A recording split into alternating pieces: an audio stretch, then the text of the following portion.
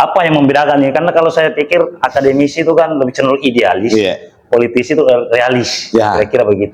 Kalau saya Toseng menganggap politisi itu juga ruang pengabdian. Politik di sebelah kanan, di sebelah kiri, dengan bisnis mesti ada yang di tengah-tengah. Lebih moderat istilahnya. Iya, politik itu tidak boleh dramaturgi. Tidak boleh beda di panggung sama di belakang. Karena bagi saya tidak mampu berpura-pura sepanjang hidup dari pagi sampai sore sampai malam ketemu orang kita. Tidak bisa ditahu itu orang bilang ini saja. Mungkin tidak ada instrumen lain yang bisa dia pakai sehingga itu yang saya maksud. Pilkada hari ini saya menganggap bahwa proses politik yang terjadi di negara ini mesti dirubah. Yang dibilang karen patengah loang ini so nana pemerintah mesti singkam so nana rakyat. Ada pendapatnya Prof. Trias Rasid dia bilang pemerintahan yang baik itu adalah bagaimana membawa rakyat masuk dalam pemerintahan dan mengembalikan pemerintahan itu kepada rakyat. Bagaimana Anda memperjuangkan di parlemen? Ini nampaknya ini ranah eksekutif. Kakak Ridho, jadi memang ada hal yang mesti dilakukan secara bersama.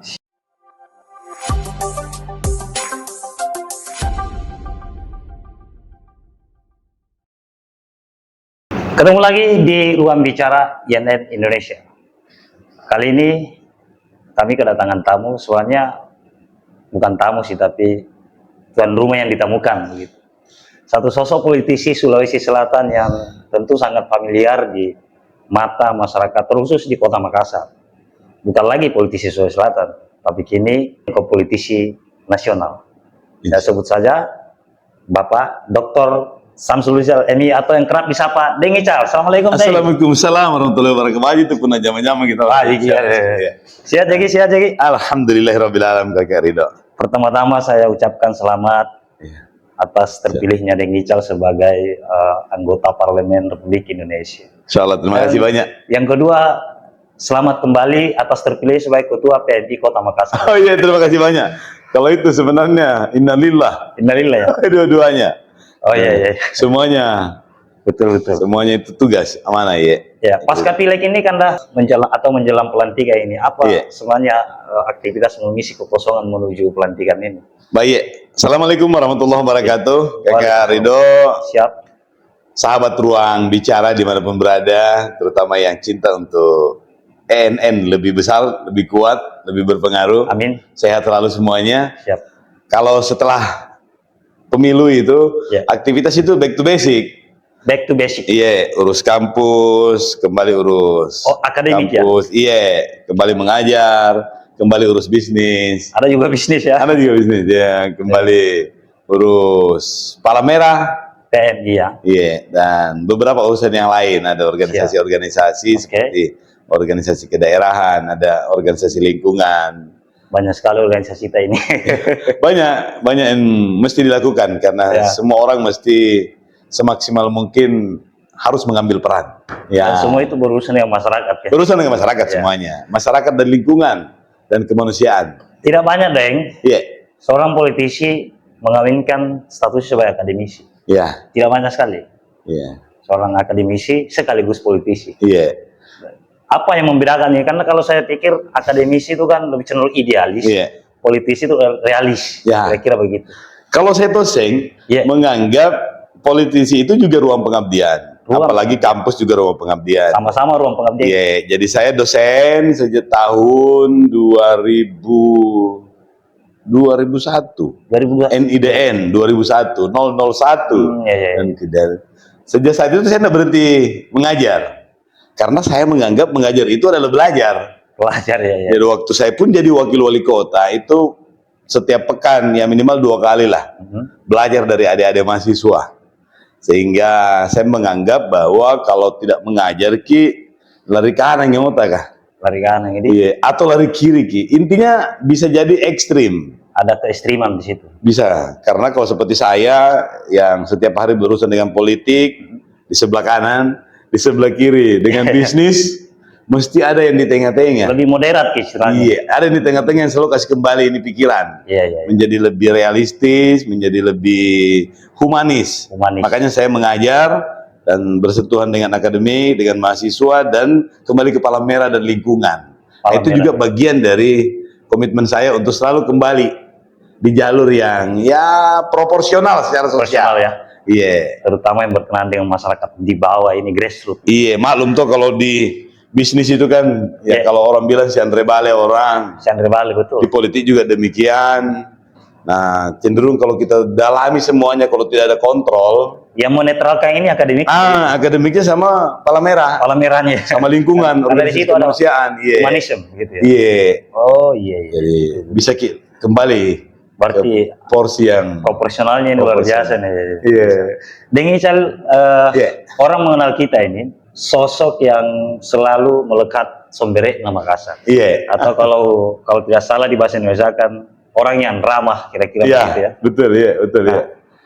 Berhubungan dengan itu, Daeng, tentu saya secara pribadi seringkali menyaksikan Daeng Ical ya, di macam-macam kegiatannya lah, baik di sosial media maupun secara langsung. Yang betul ini orang sembarang tuh najak jabatan apa ini sombere mintongi. Tapi kan di satu sisi, Daeng, sebagai seorang politisi, apakah yang melekati sebagai keramahan itu betul-betul genuine atau barangkali itu marketing politik? Kalau ingin tanya itu, enggak apa-apa saya. Enggak apa-apa ya, malah bagus. Nah, ini juga untuk sahabat ruang bicara yang nonton ini sekaligus. Siap. Bahwa politik itu tidak boleh dramaturgi.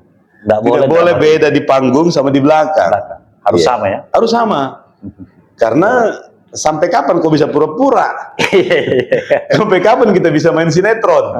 Maka muncullah orang-orang yang hari ini baik, tetapi besok-besok dianggap, nggak pernah kurang-kurang baik. Karena mau terpilih. Iya, apalagi terpilih atau tidak terpilih, karena tidak mungkin semua orang atau orang-orang bisa berakting sepanjang hidupnya. Pasti akan keluar aslinya. Sebagai karakter ya. Iya, bagi saya ya harusnya karakter itu yang dikasih lihat. Biarlah masyarakat yang menilai cocok dengan kita atau tidak. Nah, itu juga pilihan-pilihan. Ya. Karena bagi saya tidak mampu berpura-pura sepanjang hidup dari pagi sampai sore sampai malam ketemu orang kita. Tidak bisa ditahu itu kalau bilang ini sesa aja Ki. Jadi lebih baik kita menampilkan apa adanya dengan resiko. Ya, dengan resiko mungkin ada kelompok tertentu yang tidak cocok. Jadi ngapa nak kamban atau kenapa bisa begini? Lagi rumah Pakko misalnya. Tapi apa boleh buat? Karena semakin realistis, maka kita akan menjadi semakin nyaman untuk menjalani itu. Dan kalau passionnya kena, maka politik itu bukan menjadi barang yang menyusahkan, berkerut kini keningan, setengah mati Ki menjalaninya. Maka politik itu menjadi riang gembira juga. Seperti di PKB itu menerapkan itu. Bagaimana berpolitik riang gembira? Politik riang gembira. Iya, politik riang gembira. Jadi sekali lagi, kalau bukan karakter ses saja gitu. Ses saja gitu. Itu harus berpura-pura setiap saat. Saya bilang sinampenya kunci badanmu sinampe hilang kuncinya sesa kok. Politik demagogik istilahnya. Iya, betul ya. Baik, Deng Ical ini kan orang taunya Deng Ical ini seorang mantan wakil wali kota. Iya. Dan juga pernah menjadi wali kota atau pejabat sementara ya. Pejabat ya. Pada saat itu. Pelaksana gitu ya. Tapi tidak sedikit orang yang belum tahu latar belakang Deng Ical pernah jadi wakil wali kota. Apa sebenarnya selain dari akademisi? Ya, kalau sebelum jadi wakil wali kota, sebelumnya di anggota DPR pernah di anggota DPR? Pernah anggota DPR di Kota Makassar. Sebelumnya itu memang sudah mengajar memang nih. Mengajar memang. Sebelumnya itu juga sudah punya sekolah. Saya punya perguruan tinggi, punya SMA, punya SMP, punya SD, punya sekolah Islam terpadu. Dan itu memang ruang pengabdian yang tidak boleh berhenti. Tidak boleh berhenti. Karena bagi saya, terutama untuk menginspirasi dan mengajak semua sahabat ruang bicara ini untuk selalu berani mengambil peran. Karena kan kita ini dinilai berdasarkan apa pemerintah. Iya, betul. Ya bukan sekadar pepatah itu bilang gajah mati meninggalkan gading, tetapi apa yang akan kita dapatkan itu juga dari apa yang kita berikan. Betul. Saya percaya itu orang tua saya mengajarkan itu apa yang kita tanam itu yang kita dapat. Jadi semakin banyak kita menanam, ya mesti kita berharap semakin banyak juga yang kulit tayang-tayang. Iya. Dan bagi saya ruang pengabdian itu tidak terbatas di mana. Boleh di bisnis, boleh di politik, boleh di pendidikan. Dan bagi saya juga menganggap bahwa tidak boleh kita membeda-bedakan atau menganggap orang tertentu itu lebih baik daripada orang yang lain. Demikian pula juga dengan bidang pengabdian. Tidak lebih baik itu politisi daripada pengusaha. Tidak lebih bagus juga itu pengusaha daripada pendidik. Sama-sama punya nilai. Sama. Karena kalau politisi disuruh menjadi dosen atau sebaliknya, pasti ada gagap, pasti ada yang tidak maksimal. Maka semua profesi itu pada dasarnya baik. Makanya saya bilang tadi, Deng, tidak mudah mengawinkan antara akademisi sekaligus politisi. Betul. Ada sih tapi kurang. Nah seperti Deng Ical ini mengkombinasikan antara akademisi dengan politisi itu dua hal yang sangat luar biasa itu. Kalau menurut saya, Deng. Betul. Kalau dianggap sebagai profesi. Kalau dianggap sebagai profesi. Maksudnya profesi itu kita cari hidup di situ. Itu yang susah memang. Susah ya. Makanya saya bilang tadi, kalau kita anggap sebagai ruang pengabdian, berarti aman, Ji. Yang problem adalah kalau kita menganggap bahwa ini tempatnya cari uang, karena pasti baper, Ki. Gampang pecah pirinta, gampang Ki menganggap, kasih kenal piringku, dan lain-lain. Suzon orang. Tapi kalau itu kita anggap ruang pengabdian, ya pasti ada tonji hasilnya. Selama orientasinya pengabdian itu gampang, jadi. Gampang. Dan kita tidak tersandra oleh standar-standar pragmatisme. Mengajar Ki kalau digaji sekian. Kan itu jadi anggota DPR pikir baru nyamangi berpolitik, itu yang standar. Itu yang bagi saya itu akan menyandra kita sendiri. Karena sulu ilmuwan, kemampuan juga tidak bisa keluar dengan maksimal karena kita berorientasi pada hal-hal yang sifatnya pragmatis. Itu yang banyak terjadi di dunia atau realitas politik kita hari ini. Banyak. Yang bisa kita pungkiri itu pragmatisme. Bagi saya juga menyadari bahwa lebih banyak yang begitu daripada yang tidak begitu. Tapi itu pilihannya orang. Karena tidak semua orang punya kemampuan untuk punya kemandirian di bidang lain. Saya karena orang beruntung. Nah, ada duluan bisnisku jalan, ada duluan sesuatuku yang jalan, baru saya masuk di politik. Awal-awalnya nih. Jadi memang beda Tidak bisa disamakan.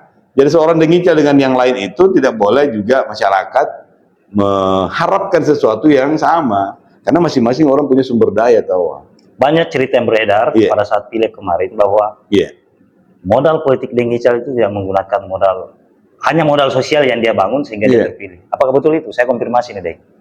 Kalau dianggap bahwa kos politik itu adalah modal sosial, hasil dari panen modal sosial, mungkin. Yang jelas saya tidak bagi uang.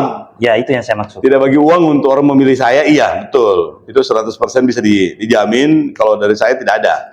Tetapi saya politisi yang berusaha profesional. Berusaha profesional masukku, jangan tosen menggodong itu anak-anak ke bantu Ki. Dia tomi pesulu doe. Dia tomi yang bantu Ki cari suara, dia tomi yang kasih keluar operasional. Makanya kita juga siapkan standar. Kalau kos kan wajar gitu. Menurut saya tanggung jawab seorang politisi yang profesional. Ya mesti menyiapkan semuanya supaya bisa lari kencang barang-barang.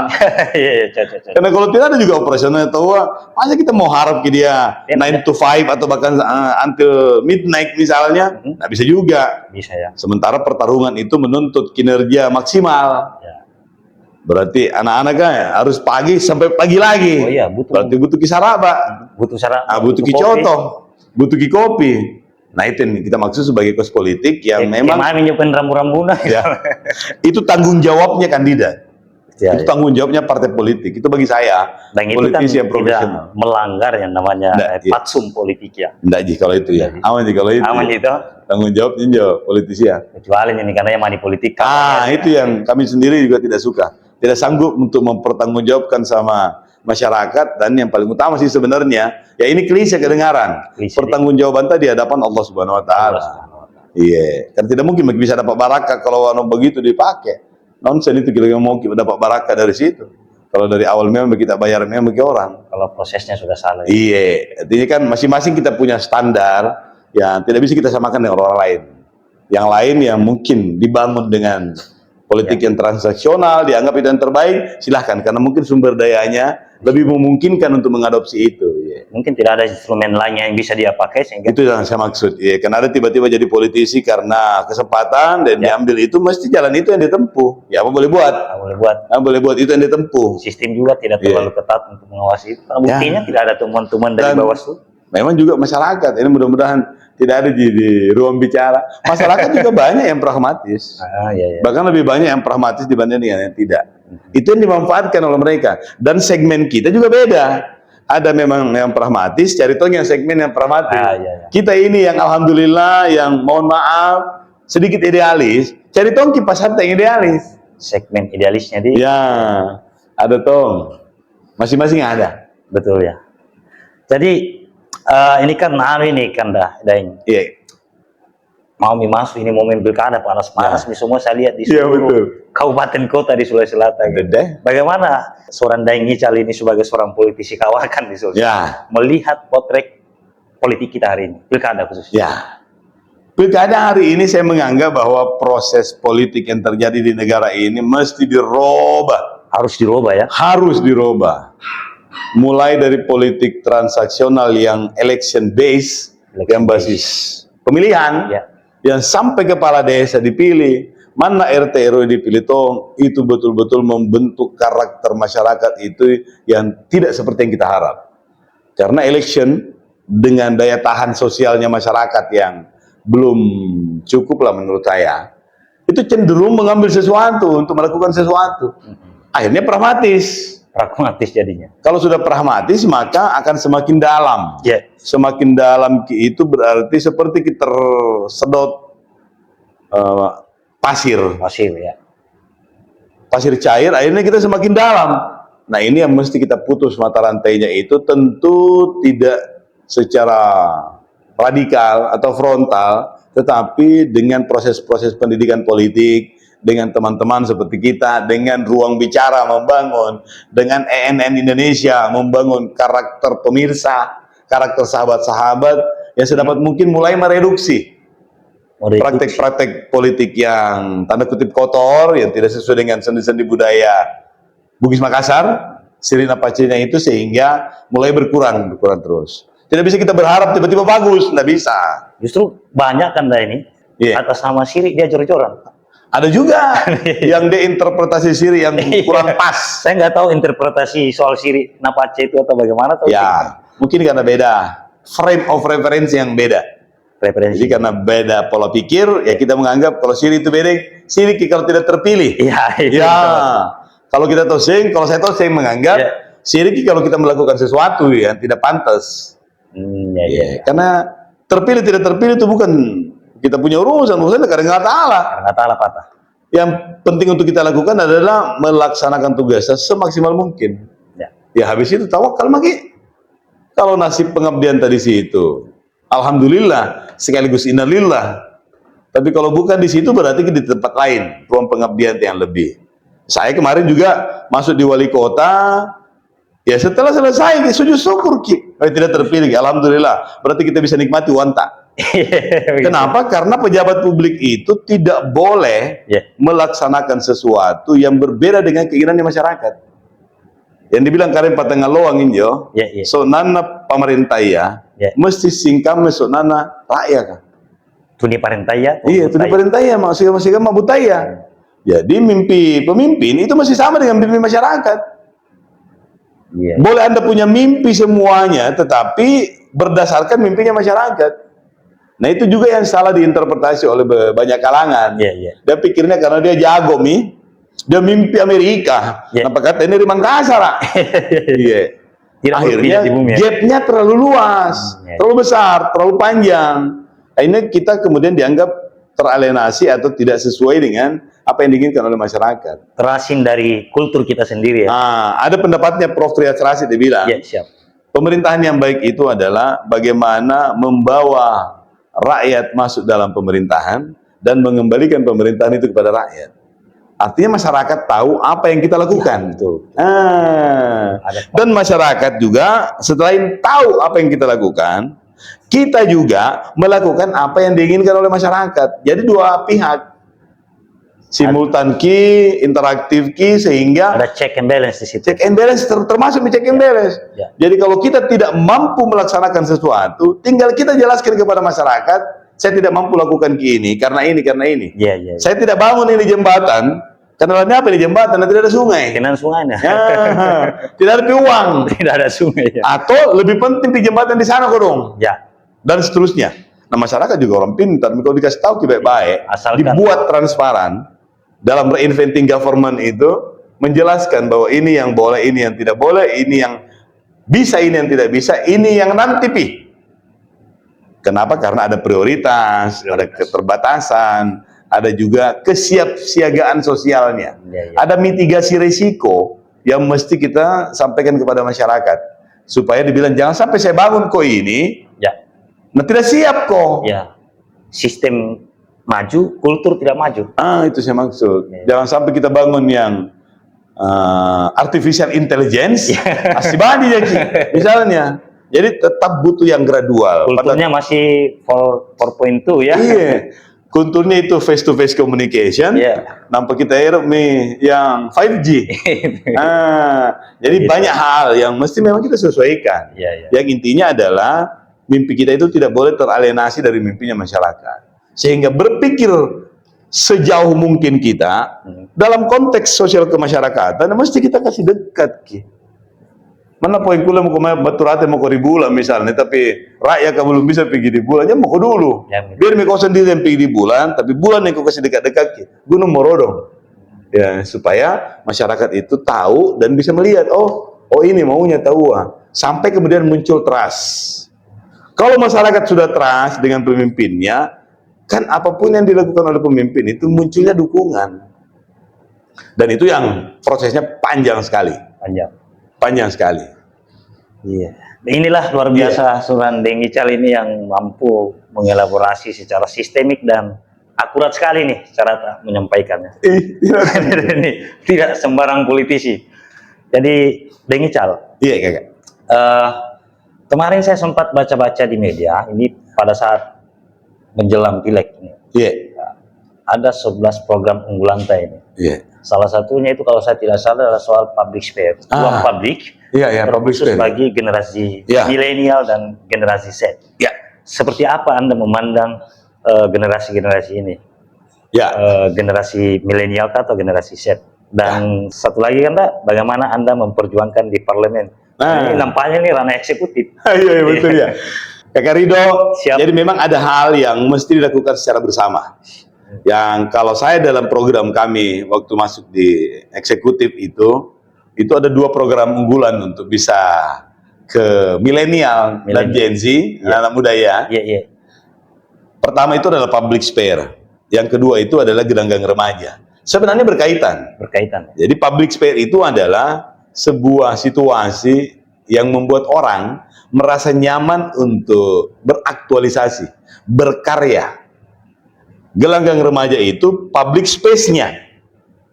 Jadi public spare-nya itu adalah suasana hati, suasana hatinya, kepercayaannya terhadap sistem. Kemudian gelanggang remaja itu adalah public space-nya. Public space, ruangnya. Sehingga orang bisa berkarya, mau dia seniman, mau dia atlet, olahragawan, mau dia pencinta teknologi, yang saya istilahkan gitu dulu guru saya bilang, buku pesta dan cinta ketemu. Dalam gelanggang remaja itu ada aspek ilmiahnya, ada tuh aspek cinta-cintanya, ada aspek seninya, ada tuh aspek fisiknya. Dalam suasana seperti yang fisiknya itu sebuah gelanggang remaja. Jadi ada tuh yang konser musik, ada yang main pantun juga, ada tuh yang gandram bulo, ada tuh yang lari-lari berolahraga, ada tuh yang berdiskusi. Ada tuh yang pakai aplikasi IT, ada tuh yang belajar soal artificial intelligence misalnya, Internet of Things misalnya dan lain-lain. Dan pemerintah yang punya tanggung jawab untuk menghadirkan itu. Siapa suruh jadi pemerintah? Dan pemerintah yang mesti menyiapkan. Bukannya Deng Ical yang menyiapkan di situ. Bukan, Deng Ical yang kopi-kopi. Kalau Deng Ical jadi wali kota, Deng Ical tanggung jawab. Bikinkan ruangnya, bikinkan space-nya. Karena kalau mereka ketemu dalam suasana yang positif, anggaplah di stadion atau di gelanggang remaja yang istilah saya. Kalau mereka ketemu antara buku pesta dan cinta, berpodoro dalam suasana yang positif, maka interaksi sosial itu akan positif. Dibanding kalau mereka ketemu di diskotik, di kafe, di trek-trekan, di geng motor, pasti interaksinya akan negatif. Potensial itu negatif. Pasti. Maka teori stimulus dan respon bilang, garbage in, garbage out. Apa yang Anda konsumsi, apa yang Anda dapat, maka itulah yang dikonsumsi. Itulah yang akan jadi. Jadi semakin banyak kita bergaul sama orang yang positif, maka kita pasti akan ikut positif. Puna sayang ki ustaz, kayak insya Allah jadi ustaz dong kapan-kapan hari. Kalau sama ki saya mana, kayak mau tidak mau pasti ikut ki. Jadi luar biasa ya. Ini maunya Deng Ical ini terbangunnya satu ruang publik yang iklimnya positif, ya, terintegrasi menjadi satu dalam ruang itu. Cocok kali itu. Neto mau apa kan cuma banyak sekali dalam situ ya. Kan anak muda ya penuh cita-cita, penuh dinamika dan lain-lain. Iya betul. Kalau belajar terus, satu hari di bawah nih. Tapi kalau dia belajar, ada tuh di sebelah main tenis meja, main takraw, main bulu tangkis, main futsal, main street soccer misalnya, main soft tennis dan lain-lain. Kemudian habis itu, lihat tuh yang cantik-cantik, yang harum-harum. Ada tuh yang bisa ki bokodo-odo. Banyak yang bisa nikmat hidupnya, nyaman hidupnya, dan dia cinta dengan gelanggang remaja itu. Dan dia cinta dengan pola pergaulan itu. Tidak mau pikir di kafe ya Pak. Tidak mau sikio-kio. Paling kita buku janjian. Kakak Ridho di mana? Kita ketemu di gelanggang remaja ya. Kita ketemu di tempat somber ya. Karena semua kebutuhan sosialnya itu bisa terpenuhi. Ada di situ dan semua. Tanggung jawabnya pemerintah untuk bikin itu. Pemerintah ya. Iya, enggak boleh komersil. Enggak boleh swasta ya. Enggak boleh karena pasti profit oriented tahu. Kecuali kalau ada swasta yang mau kasih, enggak masalah. Lebih bagus lagi.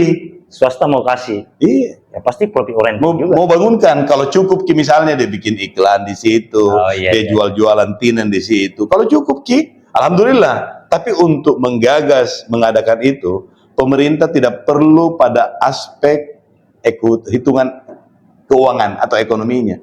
Bikin dulu karena lebih penting ini membangun karakter anak muda Makassar. Karakter dulu yang dibangun. Iya, sombere di situ. Karakter dulu yang dibangun, baru fisiknya atau gimana? Dua-duanya dibangun. Dua-duanya. Jadi Sombere dan Smart City di situ. Kita bangunkan ki, karena kalau ada fisiknya, maka karakter juga itu ikut. Iya. Karena kita tiap hari ketemu dalam suasana yang positif, maka karakter positif itu akan muncul. Terinternalisasi ya. Pasti akan terinternalisasi dan itu akan membentuk karakter. Nah, knowledge kemudian menjadi attitude dan jadinya behavior. Karena pasti gitu. Kamu dia memang prosesnya. Tidak bisa tiba-tiba kita baik kalau sikapnya belum, apalagi kalau pengetahuan tak belum, nggak bisa. Kita bukan kena malaikat. Bujuk-bujuk ya. Siap Deng Ical, siap Deng Ical. Luar biasa sekali nih gagasan santai ini kalau. Insya Allah Kakak, ya. Apalagi kalau bisa terrealisasi nih ya. Amin, ya Rabbal Alamin. Kalau bukan saya, ada teman-teman yang lain, kita tinggal bantu. Ya, ini program Deng Ical atau PKB yang punya? Ini program Deng Ical, tapi mau dilaksanakan oleh PKB, mau dilaksanakan oleh partai politik yang lain, mau dilaksanakan oleh wali kota yang sekarang atau wali kota yang akan, tidak masalah. Umum silakan, mau diadopsi itu, alhamdulillah, karena ini kan bukan soal siapa yang bicara, tetapi apa yang dibutuhkan oleh masyarakat. Luar biasa sekali ini, blueprintnya ini sudah. Ini ngomong-ngomong soal Pilwali nih, kenapa tidak muncul-muncul wali kota ini padahal momennya kayaknya seperti kalau saya ganda cukup untuk di DPR RI. Alhamdulillah, terima kasih banyak semua, terutama untuk ruang bicara, sahabat ruang bicara yang sudah membantu. Karena bagi saya ruang pengabdian itu ada kalau mau pindah lagi lewat tong kita tahu apa itu maksudku. Pasti orang bilang jamu kok jadi caleg, pale pun nairo kok jadi wali kota, kok nanti kepercayaan masyarakat masih banyak orang yang mau. Itu komitmen Deng Ical ya. Terpilih sebagai anggota DPR RI, ya apalagi fokus di situ. Fokus di situ. Itu alasannya. Berikutnya nanti dihitung lagi. Berikutnya ya. Kalau berikutnya kemudian jamu jadi caleg, dia jadi calon wali kota, lain soal. Tapi untuk yang kali ini 2024 ini enggak, Mila. Fokus ya, fokus. Mesti fokus. Itu lagi belum tentu berhasil. Karena gampang-gampang jadi anggota DPR. Jadi politik ini bukan, menurut Deng Ical, bukan ajang main-main ya. Bukan unjuk gigi kekuatan modalitas politik kita, misalnya modalitas ekonomi bukan hanya sekedar mempertontonkan. Betul Kakak. Tidak sama sekali ya. Tidak sama sekali ya. Sebagai politisi PKB, ada nggak bocor-bocorannya nih soal keputusan PKB di Pilwal Kota ini? Akan mengarah kemana ini? Belum PKK, tapi untuk saat ini kita berharap ketuanya kita itu maju. Pak Ketua ya. Tetapi kan biar bagaimanapun juga ada realitas politik yang tidak bisa kita maksakan. Tapi tetap memprioritaskan ketua dulu. Pasti. Jadi kan kita mau memperjuangkan, anggaplah kita perjuangkan gelangan remaja. Kalau kita tidak bisa, ada orang lain yang bisa. Logikanya adalah kita dukung dia. Perjuangkan kok ini bos. Nah, Jadi sama-sama kita dapat amal nanti. Nah, kan niatnya. Iya. Logikanya di politik seperti itu, Ji. Kan tidak bisa kita semua laksanakan, Ki. Ruwa ji ini limantai. Dua ji matata, satu ji otata. Kadang-kadang dengan menyerahkan ke orang lain itu menjadi lebih efisien. Siap, Deng. Sebagai closing ini, Deng. Sebenarnya ini banyak hal yang saya ingin tanyakan ke Deng Ical ini. Tapi waktu sangat membatasi. Saya tahu Deng Ical ini sangat sibuk. Dan tentu kami dari Ruang Bicara berterima kasih sekali atas terima kasih banyak Kak Rido, untuk berbicara di Ruang Bicara ini. Masya Allah. Apa kira-kira pesan-pesan politik untuk masyarakat Sulawesi Selatan khususnya? Yang paling penting saya, sahabat Ruang Bicara, sekali lagi, kesempatan itu orang bilang tidak datang dua kali. Kalau saya terus bilang, kesempatan itu mesti dibuat. Dibuat yang paling tinggi. Tidak bisa kau buat dengan keterbatasan. Sudahlah, kita rebut kesempatan yang ada. Kalau memang tidak bisa kau rebut itu, maka jangan sama sekali pasif. Maka sunnatullahnya itu adalah siapa yang berusaha, dia dapat. Jadi kalau kau tidak berusaha, jangan mimpi untuk dapat. Pasti dibilang ki penyelundup. Pasti dibilang ki politisi karbitan. Pasti dibilang ki kutolonjak. Pasti dibilang ki apa saja. Ada gium yang kurang bagus. Maka hari ini, dengan keterbatasan sumber daya, kita semuanya mesti berusaha sesuai dengan potensi kita. Jadi potensi kita mau kita ukur. Kalau kita pintar menyanyi maki. Jangan main musik. Jangan mau kupaksakan ke olahraga. Karena sekali lagi kecerdasannya orang, kemampuannya orang itu berbeda-beda. Karena Allah Ta'ala yang atur. Maka hari ini yang paling penting adalah kita berbuat apa saja bidang tak. Maka itu sama pentingnya dengan bidang lain. Hanya level dan porsinya kita yang berbeda-beda. Nah itulah manusia pasti punya potensi yang untuk dikembangkan. Masya Allah, luar biasa sekali nasihatnya Deng Ical ini. Sangat apa ya, kalau kita bisa terapkan semua apa yang di pesan-pesan yang disampaikan oleh Deng Ical, tentu kita akan menjadi masyarakat yang tidak lagi pragmatis barangkali seperti itu. Tetap menjunjung tinggi ini yang namanya etika politik dan apa-apa saja yang berkenaan dengan nilai-nilai kultur kita sebagai seorang Bugis Makassar. Terima kasih Deng Ical. Terima kasih banyak Makassar ini. Insya Allah. Luar biasa sekali ini. Dan saya akhiri dengan ucapan wabillahi taufik wal hidayah. Wassalamualaikum warahmatullahi wabarakatuh. Waalaikumsalam warahmatullahi wabarakatuh. Pernah jalan-jalan ke sana. Siap.